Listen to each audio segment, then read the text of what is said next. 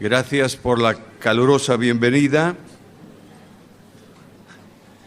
Alguien ha dejado la puerta del horno abierta y es una experiencia gratificante, sobre todo cuando estamos a punto de regresar a España, a Vigo, en pleno invierno, donde está bastante frío, así que vamos a compensar. Muy bien, abramos la Biblia, carta primera de Pedro, capítulo 2. Ayer por la noche, en la oscuridad, concluimos hasta el versículo 10. Hoy arrancamos en el versículo 11 del capítulo 2. Carta primera de Pedro, capítulo 2, versículo 11. Dice así la palabra del Señor: Amados, yo os ruego como a extranjeros y peregrinos que os abstengáis de los deseos carnales que batallan contra el alma, manteniendo buena vuestra manera de vivir entre los gentiles, para que en lo que murmuran de vosotros como de malhechores, glorifiquen a Dios en el día de la visitación al considerar vuestras buenas obras. Por lo cual, por causa del Señor, someteos a toda institución humana, ya sea al rey como a superior, ya a los gobernadores como por él enviados para castigo de los malhechores y alabanza de los que hacen bien, porque esta es la voluntad de Dios, que haciendo bien hagáis callar la ignorancia de los hombres insensatos, como libres, pero no como los que tienen la libertad como pretexto para hacer lo malo, sino como siervos de Dios. Honrad a todos, amad a los hermanos, temed a Dios, honrad al Rey. Criados, estad sujetos con todo respeto a vuestros amos, no solamente a los buenos y afables, sino también a los difíciles de soportar. Porque esto merece aprobación. Si alguno a causa de la conciencia delante de Dios sufre molestias, padeciendo injustamente. Pues, ¿qué gloria es si pecando sois abofeteados y lo soportáis? Mas si haciendo lo bueno sufrís y lo soportáis, esto ciertamente es aprobado delante de Dios. Notad este versículo. Pues para esto fuisteis llamados. Porque también Cristo padeció por nosotros, dejándonos ejemplo para que sigáis sus pisadas, el cual no hizo pecado ni se halló engaño en su boca, quien cuando le maldecían no respondía con maldición, cuando padecía no amenazaba, sino que encomendaba la causa al que juzga justamente, quien llevó él mismo nuestros pecados en su cuerpo sobre el madero, para que nosotros, estando muertos a los pecados, vivamos a la justicia, y por cuya herida fuisteis sanados. Porque vosotros erais como ovejas descarriadas, pero ahora habéis vuelto, os habéis convertido al pastor y obispo de vuestras almas. El apóstol ha llevado una progresión en cuanto a gracia, comenzando enseñándonos que la gracia es la operatividad divina para salvación. Que no hay posibilidad de salvación que no sea por gracia mediante la fe. Que de esta manera se han salvado todos los hombres a lo largo de la historia de la humanidad. Que el primer hombre después del pecado que fue salvo por gracia mediante la fe. Y que el mensaje de salvación puede variar en expresión en el tiempo, pero no en condición. Cuando Abraham fue llamado por Dios y es justificado, no se le predicó nuestra forma de evangelio. No se le dijo eso. Dios dijo a Abraham algo muy sencillo, muy simple. Le dijo a Abraham: vas a tener un hijo. Y Abraham miró a Dios. ¿Un hijo? Yo. Sí, tú. Pero Señor, y se rió Abraham. Siempre decimos que se rió Sara, no, se rió primero Abraham. De manera que Abraham se ríe. ¿Cómo voy a tener yo un hijo con 100 años casi? Señor, mantén vivo al hijo de mi criado. Y Dios le dice: tú vas a tener un hijo. ¿Y quién va a ser la madre, Señor? Sara, con tantos años, casi 100 años, y además estéril, y Dios le dice, ¿crees o no, Abraham? Creo, justificado. ¿Notas esto? Dios es el que salva. Dios es el que justifica. Y la fe es el elemento mediante el cual tú recibes de la gracia la provisión de salvación. Gracia y salvación son regalos de Dios. Y el apóstol Pablo, cuando escribe la carta a los Efesios, capítulo 2, versículos 8 y 9, hace una afirmación contundente a la que a veces algunos no prestan demasiada atención. Porque por gracia sois salvos por medio de la fe. Y notate, y esto, neutro, no es de vosotros, es un regalo de Dios. No es por obras para que nadie se gloríe. Dios da la gracia salvadora y provee la fe instrumental para salvación. ¿Lo entendemos bien? Es a veces muy difícil de entender esto porque el hombre se rebela contra cualquier cosa que sea gracia y beneficio, porque queremos hacer algo.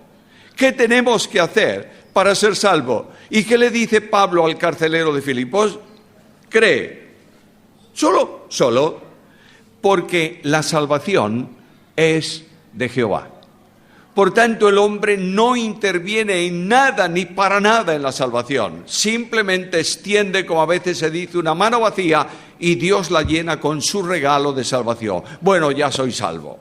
Y recordáis que mencionaba en el primer día que esa salvación en el origen se produce, conduce, obsequia, da la justificación.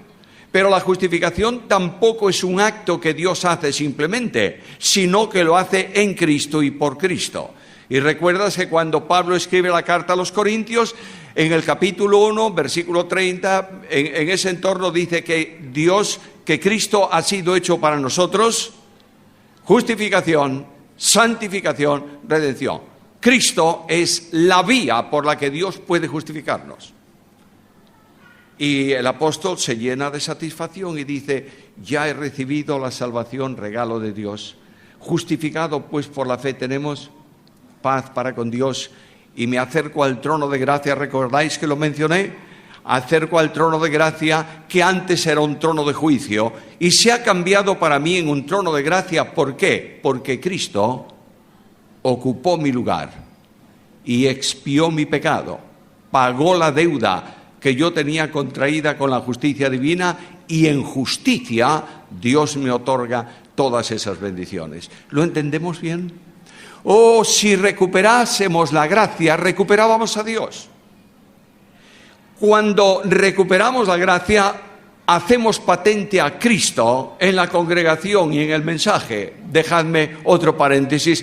Ha venido el hombre de los paréntesis y se va el hombre de los paréntesis. Bueno, un pajarito me dijo que Susana hoy también hizo paréntesis. Quiero deciros eso para que no entendáis que es mi competencia, me copia. Bueno, esto, haciendo un paréntesis ahí, quiero decirte, por favor, que en toda predicación bíblica, Cristo es el centro. ¿Lo entiendes o no? Nunca prediques nada que no concuerde con Cristo. Porque Cristo es la razón absoluta de la palabra. La palabra es el Logos escrito y Cristo, el Logos encarnado. Y Cristo Jesús se sometió, se sujetó a la palabra desde niño y fue conducido como hombre al estudio de la Biblia.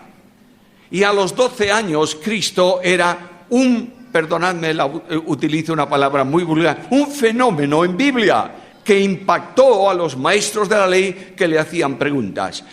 Hermanos amados míos, en el nombre del Señor, sitúa la Biblia en tu casa y lleva a tus hijos a la Biblia. Líderes de la obra en Rosario, colocad la Biblia en el púlpito y no permitáis que nadie diga nada que no está en la Biblia. Y de esta forma, Cristo, el Señor, se hace realidad. Pero este que justifica, y estoy resumiendo un poco lo dicho para que entendamos un poco mejor el capítulo de hoy, el pasaje de hoy, este que justifica es también el que santifica, ¿o no? Y el propósito de Dios es nuestra santificación. Que os apartéis ¿de qué? De pecado. Y en esa experiencia de santificación, la gracia hace la provisión para que yo pueda vivir vida de victoria, dándome victoria sobre el pecado. En la santificación, Dios separa de mí el poder del pecado, para que pueda vivir sirviendo a Dios en santidad. Quiero recordarte que Dios tiene un programa y un propósito para tu vida y para la mía, para la iglesia de hoy. ¿Sabes cuál es? Dios nos lleva en triunfo, ¿cuántas veces? Siempre. Por tanto, la victoria está en Jesús. Y cuando tú pierdes de vista a Cristo en la vida de santificación, eres un fracasado. Porque ser santo no es cumplir un sistema ni practicar una norma. Ser santo es vivir a Jesús. ¿Lo entendiste? Cristo no vino a establecer asambleas de hermanos en el mundo. Ni vino a establecer iglesias bautistas, ni metodistas, ni presbiterianas. Cristo vino a establecer un pueblo en Él que es heredero de Dios, coheredero con Cristo, y que es la única iglesia de Dios, la única iglesia de Cristo en la tierra. ¿Lo entendemos o no? Intelectualmente sí, pero no lo practicamos. Por tanto, lo que me dice el apóstol Pedro aquí es: entiende bien que la vida de santificación no es una opción, es la única forma de vida cristiana. Y llegamos ahora al momento en que esa doctrina de salvación, ese sustentar de la gracia, esa revelación del Dios de la soberanía, esa acción del Dios omnipotente que salva, esa obra realizada por el Verbo de Dios encarnado que muere en una cruz por ti y por mí, esa entrega incondicional de Cristo al hombre para redimirlo y salvarlo, tiene una consecuencia. ¿Sabes cuál es? Que nosotros somos un pueblo distinto. Y este pueblo es el pueblo de Dios. Y el otro día dije, no sé si fue ayer en el apagón que lo dije, y como todos estabais muy ocupados con los móviles, los celulares para ver la Biblia, pues no os enterasteis de esto. El pueblo de Dios en el tiempo actual es la iglesia de Cristo. ¿Formada por quién? En el contexto bíblico, por judíos y gentiles que han creído. Por tanto, no distingas, no hagas separaciones, no hables de dos pueblos en dos momentos. Los salvos han sido regalo de Dios a Cristo y son salvos hoy de la misma forma que lo fueron en la dispensación anterior. Bueno, alguien me dice, no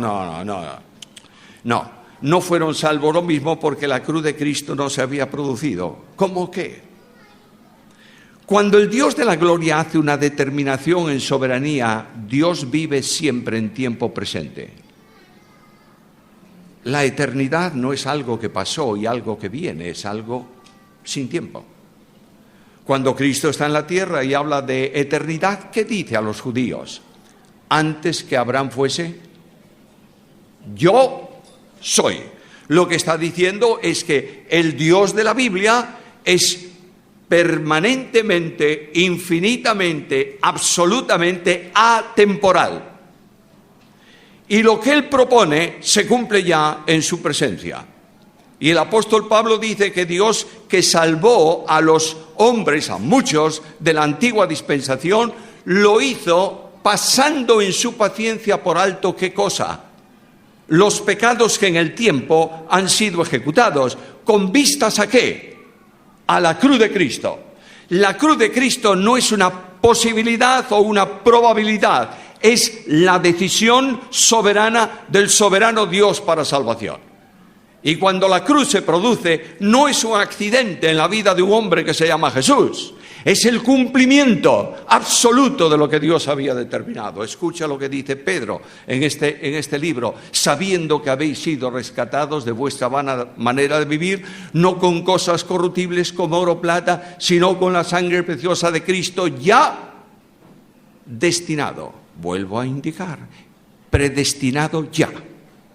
Para eso, desde antes de la fundación del mundo. Y aquí me impacta. ¿Cómo es posible que la gracia de Dios haya llevado a Dios, arrastrado a Dios, permíteme decirlo de esa manera, a una situación semejante? Porque la gracia es el amor en descenso. Y donde hay gracia, hay descenso. Y en gracia, por soberanía y determinación, Dios se obligó a venir al encuentro del hombre. ¿Quién obliga a Dios? Nadie. Se obliga él mismo por su proyecto, su propósito y su determinación. Y Pedro me está hablando de esto y me dice, mira, la conclusión final de todo este misterio impresionante de la gracia es solamente una: sed santos, porque yo soy santo. Y claro, porque algunos toman el versículo, le gustaría que esta palabrita porque fuese la palabra como. Sed santos como yo soy santo, porque imitar me encanta. Hacer algo me encanta. Pero Dios me está diciendo algo muy solemne. No puedes ser santo tú, con tus fuerzas. Eres santo en la medida en que el Dios de la santidad, que es Cristo, se hace vida en tu vida. Escucha lo que dice Pablo, porque para mí el vivir es Cristo. Hermanos míos, liberad a la iglesia de cargas que Dios no ha establecido y dadle a los creyentes el gozo de vivir a Cristo en una identificación permanente con Él, en un sentir a Cristo latir en la vida, en una proyección conforme a su voluntad. Y de pronto Pedro entra en la práctica personal de esa vida. Amados, qué cosa más interesante. ¿Pedro es apóstol o no? Sí, ¿tiene autoridad apostólica? Luego Pedro podía decir, escuchadme, voy a daros un mandamiento. Pero no dice eso, dice, amados, os amo mucho, yo soy apóstol, a lo mejor otro tiene un don chiquitín, no importa, chiquitín aparentemente, no importa lo que sea, pero sois mis amados. ¿Por qué? Porque sois amados de Dios en Cristo. Yo no amo a mis hermanos porque me resulten simpáticos. Yo no conozco a la congregación hoy. No sé quiénes sois, ni cómo vivís, ni a qué iglesia en qué iglesia os... No sé, os amo. ¿Sabes por qué? Porque la comunión cristiana no es un asunto horizontal, es un asunto vertical. Y cuando Juan habla de comunión, ¿qué dice? Porque la comunión horizontal, nuestra comunión es verdaderamente con el Padre y con su Hijo Jesucristo. Luego, en la medida en que tú tienes, en que yo tengo, en que el creyente tiene comunión con Dios en Cristo, tiene comunión con sus hermanos. Y cuando tú pones fuera de comunión a un hermano en tu vida, estás poniendo fuera de comunión a Cristo. ¿Me entiendes esto claramente? Solamente la excomunión de un miembro del cuerpo se produce cuando hay pecado y no quiere ser reconocido. Y tenemos que preguntarnos con mucha solemnidad si cuando alguien tiene pecado manifiesto y oculto durante un tiempo y lo confiesa porque no tiene más remedio, yo quiero preguntarme, Dios me libre de juzgarlo, pero yo quiero preguntarme si es una persona que ha nacido de nuevo. ¿Me estás entendiendo bien? Amados, sois mis hermanos y yo os pido, os ruego, no os mando. Y le da de nuevo calificativos. Observad que los calificativos que da a la Iglesia de Cristo Pedro en este pasaje, en esta carta, son calificativos que serían propios para Israel. ¿Qué le llama? Extranjeros. peregrinos. Y aquí tienes la definición de la vida cristiana. La Iglesia es una comunidad en comunión con Dios que camina por un terreno que no es ya su patria. ¿Y camina hacia dónde? A la patria celestial. Y dice, vosotros sois extranjeros. No hace falta que yo os diga que soy extranjero, ¿verdad? No, ya lo estáis notando. En la forma de hablar, en lo que me gusta y no me gusta, etcétera, etcétera. Y dice, no, desde luego no es de Argentina. Y tampoco es, por supuesto, rosarino, ¿es la palabra? No, porque mira cómo está agotado del calor. Y nosotros, bueno, soy un extranjero, mi patria no está aquí, está allá. Y perdonadme, os amo mucho, pero una de las ilusiones del extranjero que está por una patria que no es suya, ¿sabes cuál es? ¿Cuándo estaré en mi patria? En alguna ocasión, bueno, en Galicia hay un camino histórico que se llama el Camino de Santiago. Es una vía peatonal, digamos así, que pasa por en medio de bosques y de montes y de aldeas y tal, y que viene desde el centro de Europa hasta donde teóricamente, según la leyenda, está enterrado Santiago el Apóstol, en el centro de Galicia. No creas eso, porque está demostrado que no. Pero vamos, es la gran leyenda. Y tú vas por ahí. Mi hijo y otro muchacho de la iglesia un día tomaron la solemne decisión de hacer el Camino de Santiago. Y yo le dije, ¿desde dónde o en dónde lo vais a iniciar? Y mi hijo me dijo, bueno, me citó un lugar que está en el límite del territorio de Galicia y me dijo, tenemos aproximadamente 220 kilómetros de camino.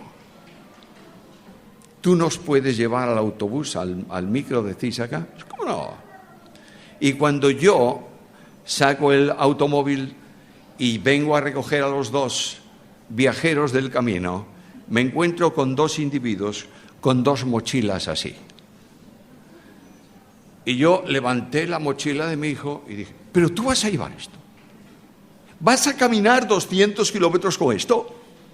Sí, bien. Al coche fuera. Llegan a destino en el autobús, donde comienza ese camino, en ese lugar. Noche, lluvia y frío. Y ahí tienes a dos pobres desgraciados con las mochilas caminando monte arriba al primer lugar donde tiene una parada y donde te dan cama gratis para que sigas el camino al otro día. ¿Sabes lo que ocurrió? Que cuando llegaron a la mitad de la subida hasta ese lugar, llamaron por teléfono y le dijeron, no importa lo que nos cueste, mándenos un coche. Y al otro día se levantaron temprano y me llamaron y me dijeron, papá, por favor, vete al autobús y recoge las mochilas. De modo que metieron una bolsa que podían llevar encima y se fueron, naturalmente. Y Pedro me va a decir, despójate del peso. ¿Por qué? Porque eres un extranjero. Y tu patria no está en el destino donde vas, está en otro muy diferente. Extranjeros sí que más, peregrinos. No tenemos ciudad permanente aquí, pero esperamos la celestial. Te quiero hacer una pregunta.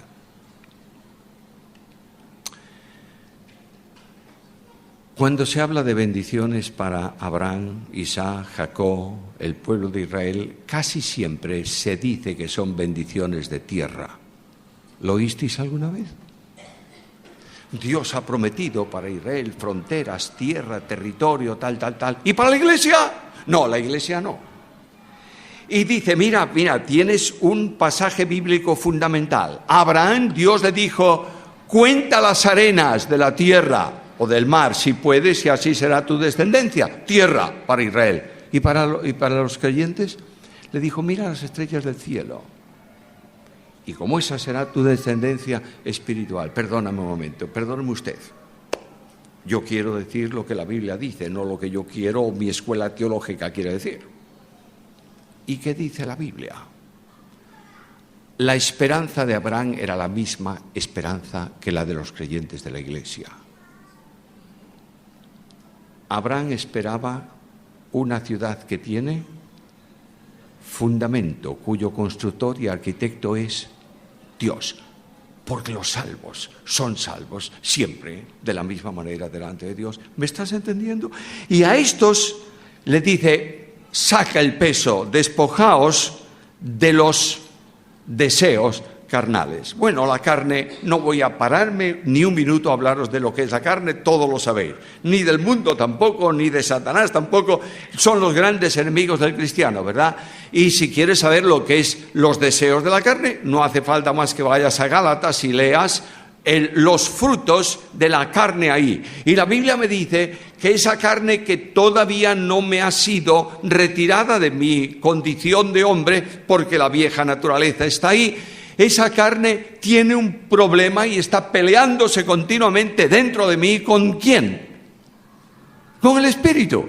Y el Espíritu lucha con la carne. No eres tú que tienes que luchar con la carne, no puedes, porque es tu naturaleza propia. Deja que el Espíritu lo haga. Y cuando tú entregas tu vida en manos del Espíritu, el Espíritu lucha contra la carne y obtienes victoria, porque Dios es poderoso. Ahora, cuando hablamos de los deseos de la carne, si no vives en el Espíritu, ¿en qué vives? En la carne. Y muchas veces, cuando tú vives en la carne, vas a caer en el pecado. A veces viene alguien, creo que esto lo dije el otro día, lo vuelvo a repetir. Viene alguien y te dice: tengo un problema. A mí, cuando alguien me dice tengo un problema al final de un culto del domingo por la mañana, digo: es un problema para ti, prepárate que viene un problema. Y tengo un problema, ¿y qué pasó? Bueno, caí en un pecado de adulterio. Oh. ¿Y cómo fue eso? Bueno, Satanás me tentó. Y si Satanás anda por allí, que no está en todos los sitios Satanás, si está allí en ese momento, dice: aparte de adúltero, mentiroso. Yo no lo tenté.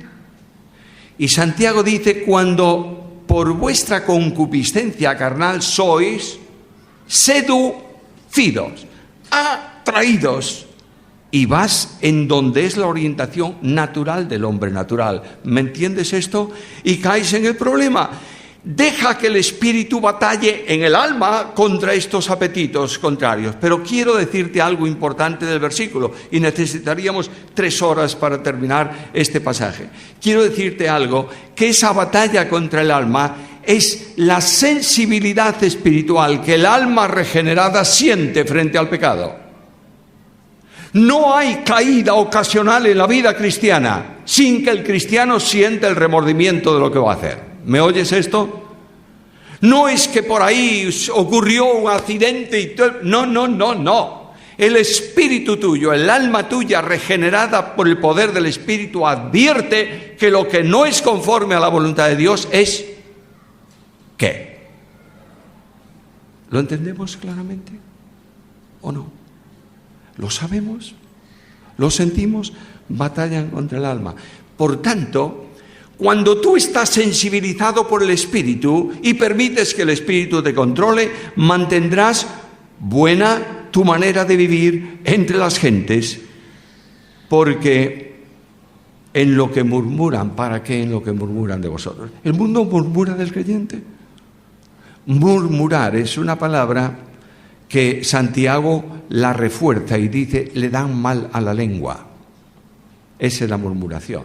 Pero murmurar es un verbo castellano que habla de algo suave.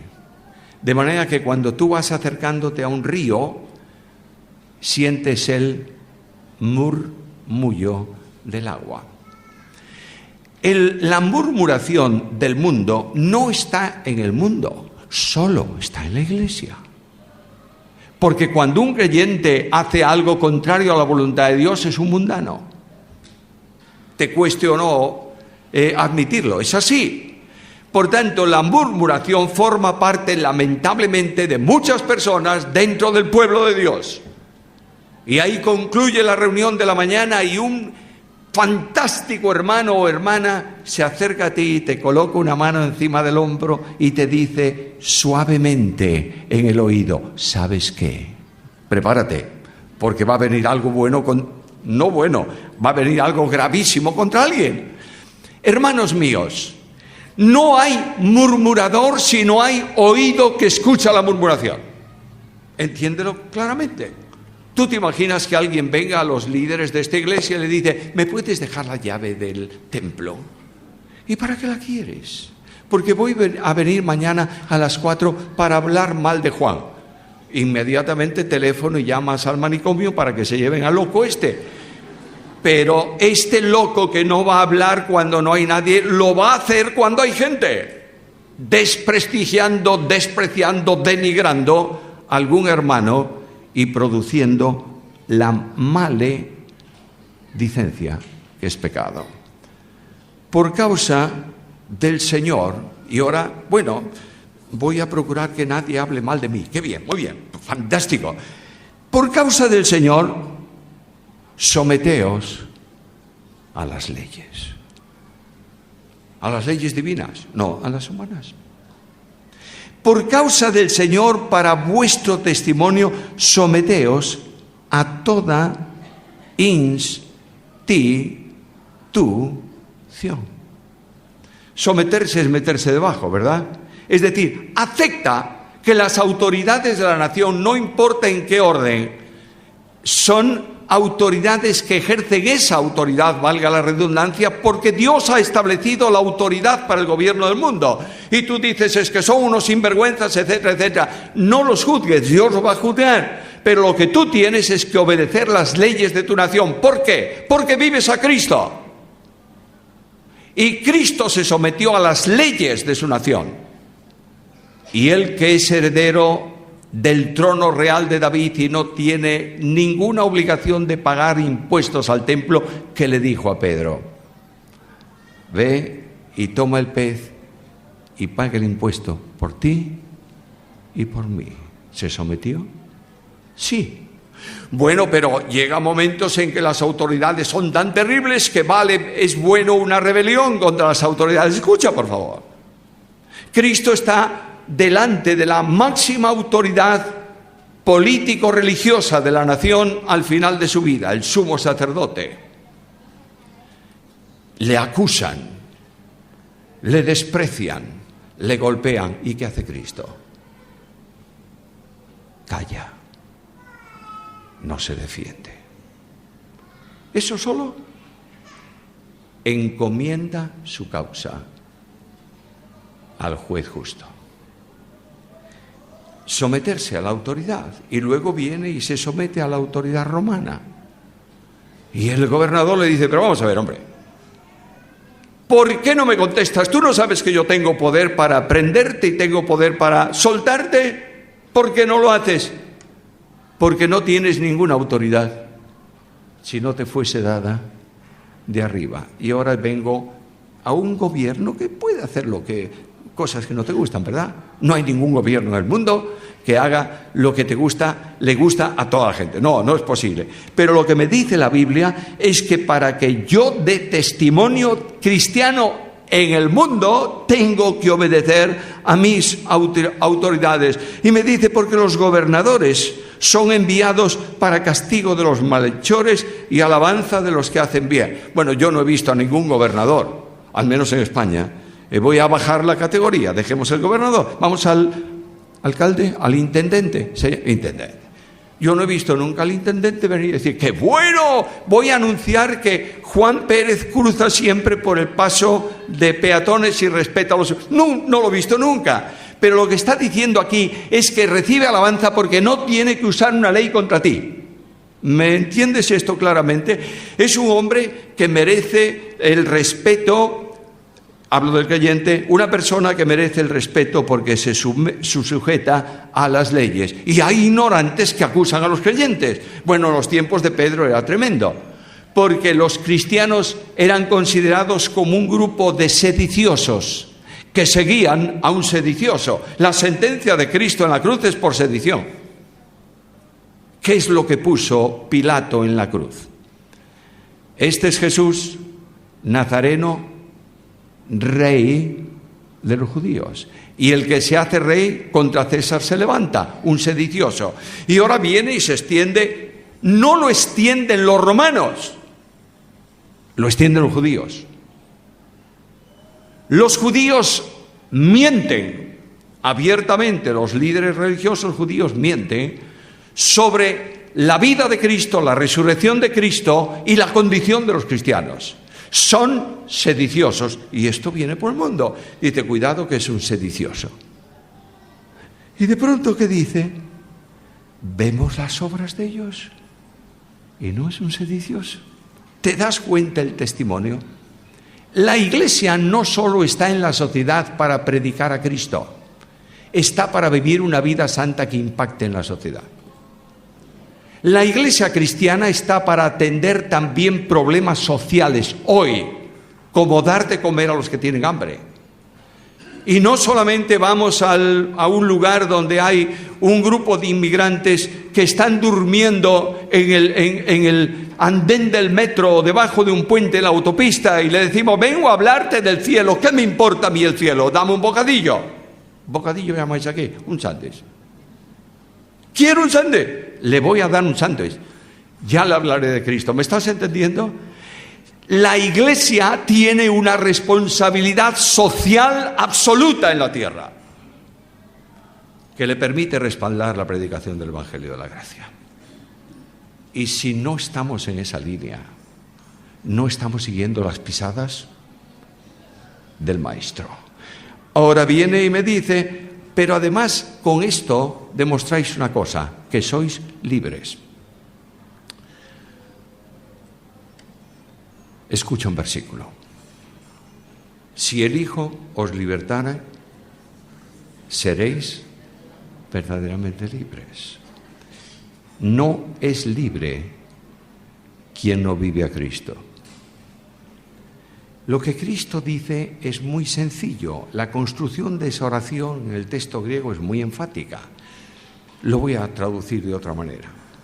Solo cuando Cristo te libera, eres libre. Y mientras tanto, eres esclavo. Por tanto, tienes que vivir continuamente en la libertad ¿de quién? Del Hijo de Dios, el cual me amó y se entregó a sí mismo por mí. Ser libre no es hacer lo que quieres.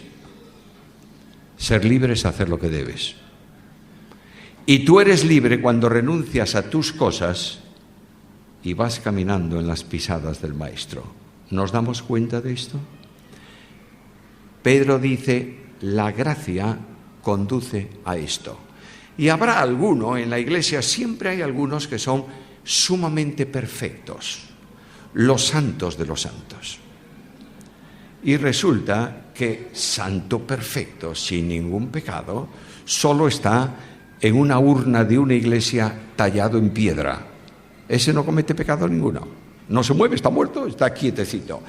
Los creyentes, todos los creyentes, sin duda ninguna, sin limitación ninguna, caemos en el pecado. ¿Lo crees o no? Pues naturalmente que sí. Y ahora lo que me dice es, mira, que el mundo vea menos palabras y más vida. Hoy hablar de pecado es fantástico, sobre todo desde el púlpito. Y ver a la congregación y decir, mira, aquel no anda muy bien y aquella, no anda muy bien, siempre nos enaltece a nosotros, ¿verdad? Hay una revista femenina en España, no sé si aquí, que se llama el Hola.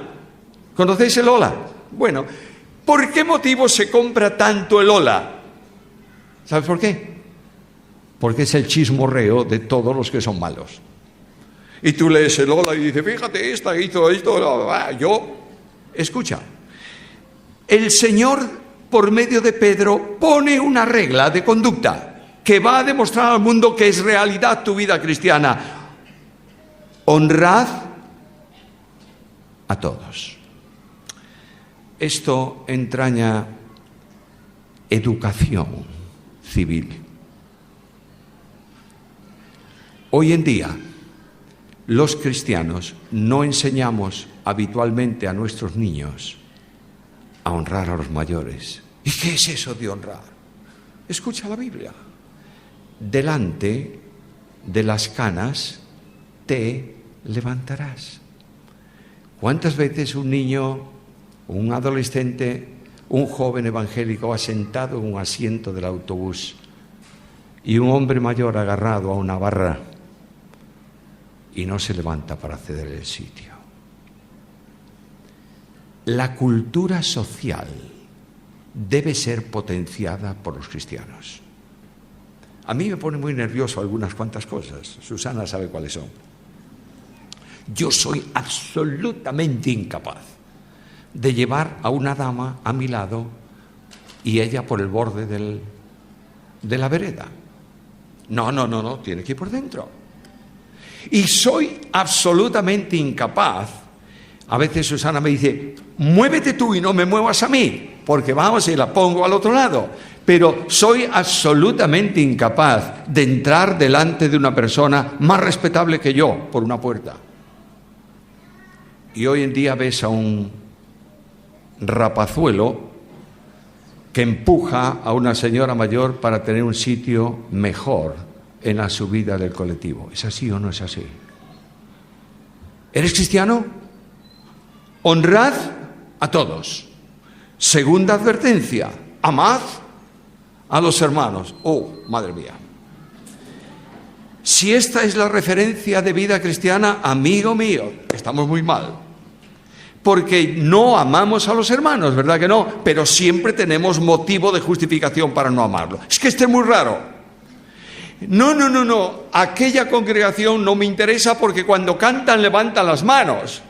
Y tú para no levantarlas te las agarras al banco, ¿verdad? Y eres más santo que el que levantó las manos. Y no, porque el aplauso no está así. Aunque esté en los salmos no importa, no es espiritual. Eso es una carnalidad. Déjate de estupideces. Lo que tú tienes que hacer es amar a tus hermanos, ¿lo entiendes o no? Y pueden ser muy raros, pero son tus hermanos. Una cosa es mantener la colaboración. Si a mí alguien me dice, mira, quiero que vengas conmigo el miércoles próximo a una campaña de sanidades, ¿sabes lo que le digo? No, gracias.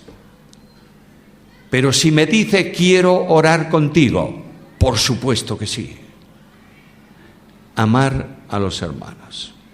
Una de las tragedias más grandes del pueblo evangélico de las asambleas de hermanos hoy es la falta de amor entre iglesias. No importa dónde sea. Y hay iglesias que antes de aligerar su condición prefieren cerrar la iglesia y se mueren de viejos por no vincularse a otra. ¿Estás viviendo a Cristo? ¿Amó Cristo a todos o no? ¿Sí o no? ¿A los discípulos también? Bueno, es que los discípulos eran buenos de amar. Fíjate tú, Pedro. Señor, y lee la epístola de Pedro, Samuel Permillos, léela y verás cuántas veces ama. ¿Fue así ¿Fue así Juan alguna vez antes de la cruz? No. Juan era un déspota, iracundo, y era una persona que no era capaz de conformarse con lo que tenía.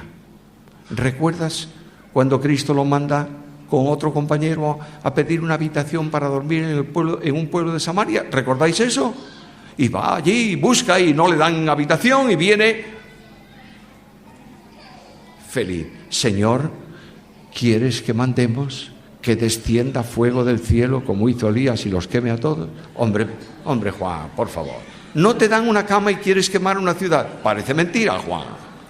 Y ahí Juan era muy evangélico, entre comillas. De modo que se encuentra con alguien haciendo milagros. ¿Y qué dice Juan? Señor, tienes que felicitarme. ¿Sabes por qué? Porque encontré uno haciendo milagros en tu nombre y se lo prohibí. ¿Y por qué, Juan? ¿Por qué? Porque no nos seguía. Como no estaba dentro de tu grupo, en tu denominación, era un perverso. ¿Y qué dice Cristo? Déjalo. porque está usando, entre otras cosas, mi nombre. Queridos míos, yo no puedo seguir con la epístola sin desafiar a los creyentes de hoy a un cambio radical de posición. Si realmente vives en la gracia, tienes que amar a tus hermanos y ahora viene un problema al final, sobre todo para los españoles. Honrad al rey. 2 veces recibe honra el rey. Primero como hombre y segundo como rey. ¿Sabes lo que tienes que hacer? Respeta a tus autoridades. Y pasamos al mundo laboral. 2 minutos y voy a terminar. En el mundo laboral de entonces eran esclavos, ¿verdad? Hoy no. Bueno, hay personas que trabajan y son verdaderos esclavos. Bueno, bien o mal. Y de pronto dice, mira, en el mundo laboral, respetando a los amos, a los patronos, a los directores de empresa, a la federación, no importa lo que. En el mundo laboral respeta a todos, aunque sean muy insoportables. Tienes que hacerlo. Es el gran testimonio. Pero es que me están haciendo sufrir. Es que tú tenías que estar en donde yo trabajo, con esta temperatura, en un galpón metálico, sin ventilación y a rendir. Esto es un infierno, esto no hay derecho. Escucha lo que dice a continuación. Porque para esto, no para sufrir, pero esto forma parte de la vida cristiana, para que sigáis a Cristo, para que sigáis las pisadas del Maestro. El Dios de la Biblia dejó huellas posibles de seguir. No ha quedado impreso en el mundo de las criaturas las huellas del soberano omnipotente Dios en su dimensión divina, que cierra el monte para que nadie acceda al lugar donde Él está. Es el soberano, infinito y omnipotente Dios en su dimensión humana. Y las huellas de Jesús son pies de hombre, para que tus pies de hombre sigan esas pisadas. Hay algo muy interesante en Galicia, en el norte de España en general, donde en invierno las navidades son verdaderas navidades, porque aquí ahogáis al pobre el Papá Noel con este calor y lo visten de... No. Allí el Papá Noel tiene frío. Y hay un montón de nieve. Y cuando cae nieve, sobre todo en un pueblo, ¿sabes lo que ocurre? Desaparece todo. No hay caminos, los muros son redonditos, y claro, al lado del muro está el desnivel para el campo, para la pradera. Y si tú no vas muy atento y no pisas firmemente, te metes en un lado y te llenas hasta la cintura de nieve. ¿Tú sabes cómo se camina seguro cuando hay nieve? Descubriendo las pisadas de otro que anduvo en el camino antes. Pones ahí los pies, no hay ningún problema. Cristo ha venido para marcar huella en tu vida y en la mía. Y el que dice yo soy el camino te señala cómo tiene que ser ese camino. Cristo vino para marcar huella en un camino de oración. Cristo vino para marcar huella en un camino de dependencia de la Escritura. Cristo vino para marcar huella en una relación familiar correcta y como hijo ocuparse de sus padres. Cristo vino para marcar huella en la vida de santidad. Y dice Pedro aquí adelante, no hizo él maldad, ni hubo engaño en su boca. Este es Jesús. Y Dios ha establecido en soberanía para el salvo un destino definitivo. Que vayamos al cielo. Bueno, también, pero no es el destino del salvo. Que seamos hechos conformes a la imagen de su Hijo. Sin esta imagen puedes llamarte cristiano, pero no lo eres. Y aquí el capítulo concluye y es el reto para mí esta tarde. La pregunta de la Biblia para mí es esta: ¿has nacido de nuevo? ¿Vives en el Espíritu? ¿Estás caminando en las huellas del Maestro? Y si yo tengo que responder al Señor, no, Señor. El Dios de la gracia me invita a un acto de conversión, no de conversión, de arrepentimiento para salvación, de una vuelta incondicionalmente a Cristo. Hermanos queridos, añoro que Dios produzca un avivamiento en las asambleas de hermanos en Argentina. Sueño con que se escriba un día la historia de ese avivamiento. Es un soñar, ¿me permite soñar un poquito?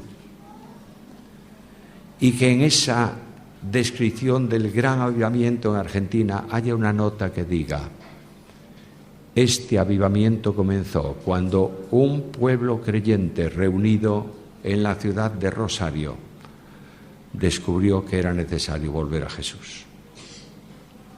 Cuando esto se produce, Dios te lleva en triunfo siempre en Cristo. A Él la gloria, a nosotros sus bendiciones por Cristo Jesús.